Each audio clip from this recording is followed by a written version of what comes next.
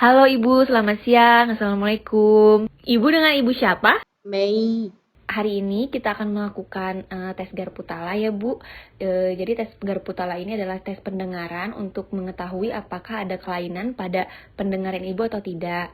Apakah Ibu bersedia? Tes suara bisik.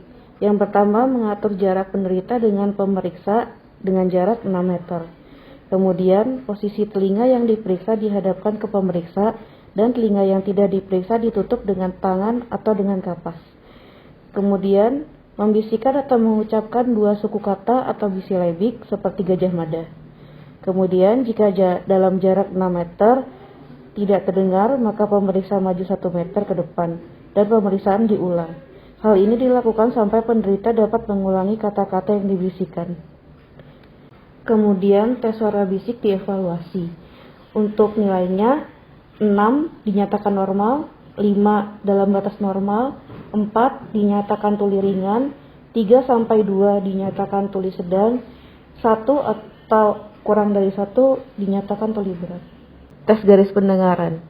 Tes garis pendengaran untuk mengetahui batas atas dan batas bawah ambang pendengaran dari telinga kanan dan telinga kiri yang diperiksa secara terpisah.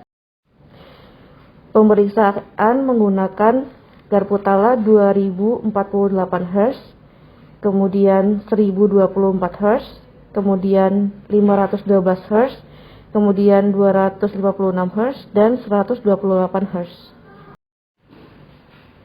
Tes garis pendengaran, caranya yaitu getarkan garpu dengan lembut, kemudian posisikan kira-kira 2,5-3 cm di depan telinga penderita.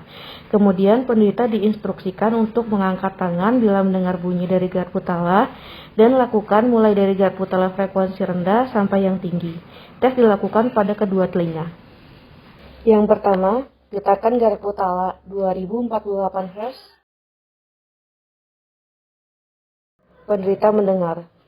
Kemudian, getarkan Garputala 1024 Hz. Penderita mendengar. Kemudian, getarkan Garputala 512 Hz. Penderita mendengar. Kemudian, getarkan Garputala 256 Hz. Penderita mendengar. Kemudian, getarkan 128 Hz. Penderita mendengar. Untuk yang tuli sensori neural, yaitu jika adanya batas atas yang menurun, dan tuli konduktif kalau adanya batas bawah yang meningkat. Tes Rine adalah tes yang membandingkan antara hantaran tulang dengan hantaran udara pada satu telinga. Cara untuk tes Rine, yang pertama adalah getarkan Garputala frekuensi 256 atau 512 Hz dengan lembut. Kemudian letakkan pada palatum mastoid. Kemudian penderita diinstruksikan untuk mengangkat tangan bila sudah tidak mendengar bunyi dari Garputala atau yang sebaliknya. Pindahkan Garputala ke depan telinga yang sedang diperiksa bila penderita sudah tidak mendengar. Kemudian tes dilakukan pada kedua telinga. Yang pertama, getarkan Garputala.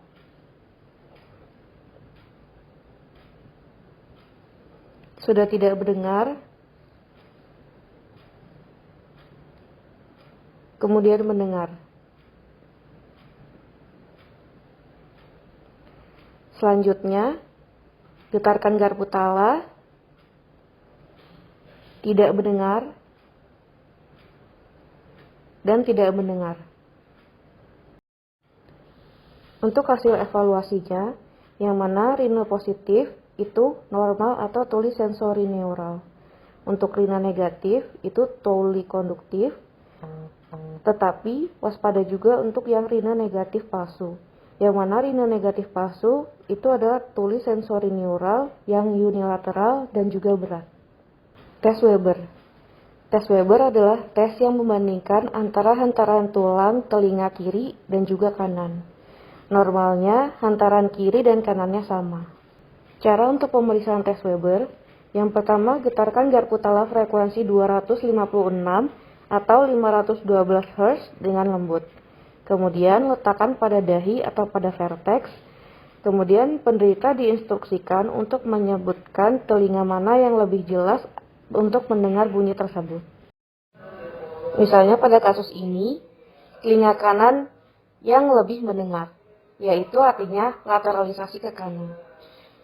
Hal ini dapat memiliki 5 arti, yang mana telinga kanan merupakan tuli konduktif, telinga kirinya normal, kemudian telinga kanannya tuli konduktif, telinga kirinya tuli sensori neural, kemudian kanannya normal, untuk telinga kirinya tuli sensori neural, keempat, kedua telinganya tuli konduktif, tetapi kanan lebih berat.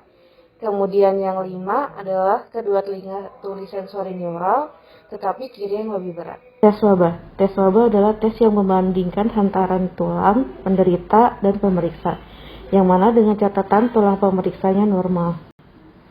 Tes wabah caranya yaitu dengan getarkan garpu tala frekuensi 256 Hz atau 512 Hz dengan lembut. Kemudian letakkan pada pelatu mastoid. Kemudian penderita diinstruksikan untuk mengangkat tangan bila sudah tidak mendengar bunyi dari garpu tala atau sebaliknya. Pindahkan garpu tala ke pelatu mastoid pemeriksa bila penderita sudah tidak mendengar. Tes dilakukan pada kedua telinga. Catat dan interpretasikan. Yang pertama, getarkan garpu tala. Penderita tidak mendengar.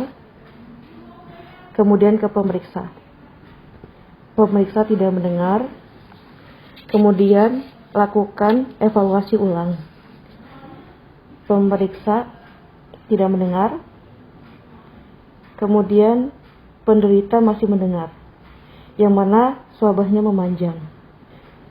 Kemudian getarkan garpu tala lagi. Penderita tidak mendengar. Pemeriksa mendengar, yang mana swabahnya memendek. Swabah memanjang ya artinya tuli konduktif, dan swabah yang memendek artinya tuli sensori neural.